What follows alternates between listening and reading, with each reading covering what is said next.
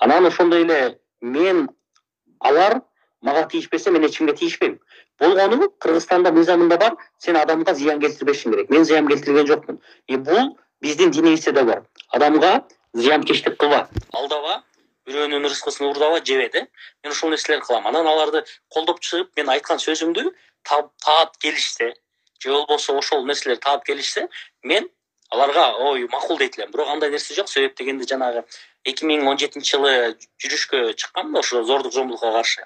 Ошол жерде эле жазып башташкан, бирок ал жакта дагы менин бир дагы мындай алар менен чогуу турган же болбосо желек көтөргөн сүрөттөрүм жок. Бул жалган каралоо. Анан акыл эси бар, дүйнө таанымы кенен, ой жүгүрткөн адамдардын баардык маалыматтарды окуп ала алат. Болгону каралоолор ушунчалык кетип калды, бирок анан баягы ушундай нерсени айтып атты. Анан менде андай нерсе жок. Мен ар бир жаранды бирдей карайм. Себеп дегенде, биринчиден бул мыйзам алдында биз бирдейбиз. Кыргызстандын жаран катары, экинчисинде жаран адам катары Алла Тааланын алдында бирдейбиз. Ошон үчүн биз Алла Тааланын алдында жооп беребиз. Анан аларды колдоп пропаганда, мен мисалы сүйлөп, айтып чыккан нерселеримди бирөө таап келип берсе, анда мен маселе жок дейт элем. Бирок андай нерсе жок. Таба албайт дагы, бул таза эле каралоо, жалган айтуу. Анан мен бир нерсени айткым келет азыр. Биякта сенин жаштар көрөт да. Сенин активиң көрүүчүлөр түшүп баратканын көрүп атам, бирок айтып коюш керек да. Мындай нерсе да. Улуу эски саясатчылар жаштарды жолоткусу келбейт, каралайт, жамандайт, асылат, фейктер менен тепкилейт. Болгону биз бир нерсени түшүнүшүбүз керек. Жаштардын убактысы баары бир кандай болсо дагы келет. Ошол нерселер азыр каралоолорго көп жаштар берилип, ишенип, анан жана карикатураларга кетип калган аябай өкүнүчтүү. Мисалы, жамандаса эле баары эле ой ушундай экен деп кетип атышат да. Бул эми ошол жакшы эмес. Ошол. Түшүнүктүү. Ошо достор, уланды гей деп ойлоп, анан окуп жүргөндөр, ою ошондой болгондор, мына уландын өзүнөн, оозунан жооп ала алдыңар деген ишеничтемин. Менде суроо бар, Азирет. Мисалы, Азирет мени көп жылдан бери тааныйт. Азиреттин оюн уксаңар улан жөнүндө, мен жөнүндө мындай сыртта адам катары айтып көрсөң, сен жолуп жүрөсүң, көрүп жүрөсүң, ушу гей дегендерге мындай айтсаң, улан чын эле ошондойбу же кандай деп.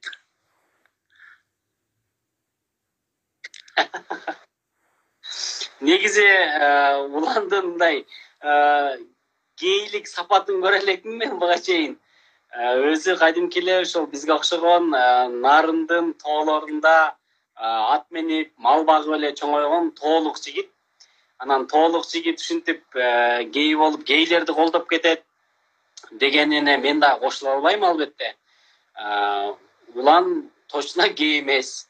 Анан аларды эле колдобойт болуш керек менимче. Бирок мындай мыйзамдуулук үчүн, акыйкаттуулук үчүн ар дайым тикеден тик туруп күрөшүп келе жаткан жигиттердин бири. Вот, ошол анан Азирет ийгилик. Мен достор Азиретти аябай сыйлайм. Анткени Азирет мындай жөнөкөй адамдарды мындай аябай ачып берип койду. Анан азыр болсо Азиретти туурап канчалаган YouTube блогерлер пайда болду. Бул жаңы багыт, жаңы агым.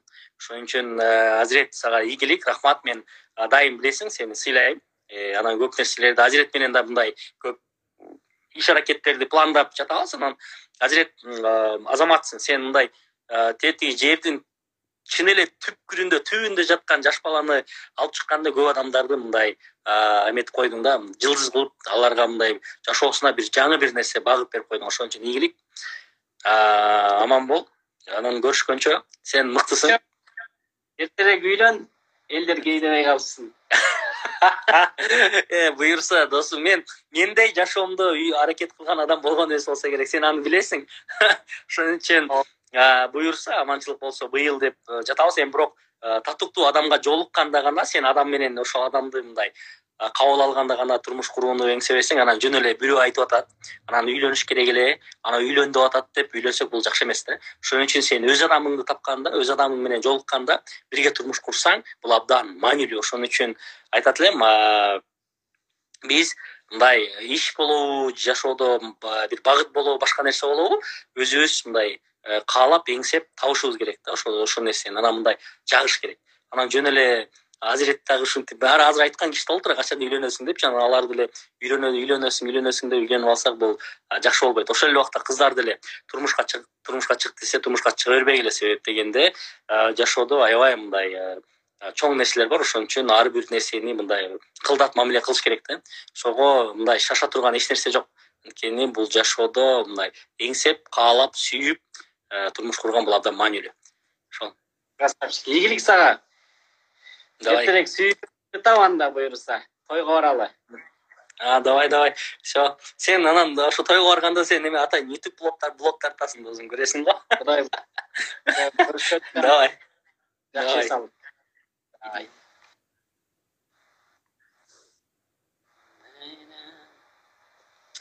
Так, достор, азыр дагы да болсо биз адамдарды кошобуз, сүйлөшөбүз,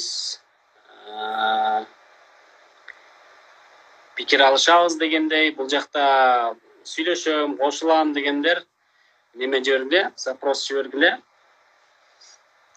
Көрсө 4 адамга чейин кошсо болуп калган турбайбы азыр, Кандай жүрүсүз деп.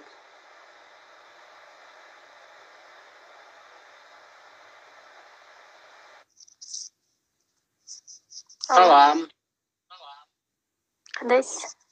Жакшы да, өзүңүз кандайсыз? Жакшы. Буюрса. Эмне кылып атасыз? Ассаламу алейкум. Алейкум ассалам. Экөөңөр эле жарашып калат экенсиңер. Кылып атабы? Кылып атат, Берки досубуздуку угулбай калдыгы? Жок, азыр мен кийинип алайынчы. Косметиканы коюп алайын дейсиң?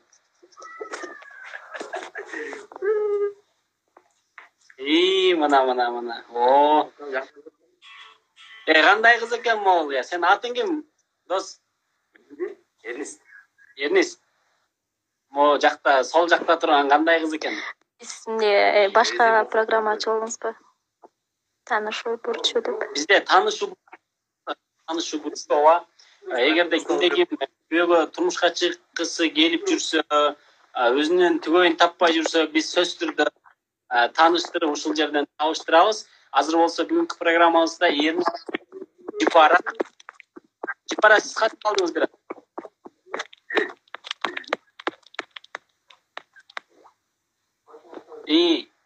Угулуп атабы барыңарга? Ооба, эми угуп атат. Жипара, сиз канча жаштасыз? Мен таанышайын деп, бала издеп, турмай бирге чыккан жокмун сиз менен. Жок, мен сиздин жашыңызды сурап атам, канча жаштасыз?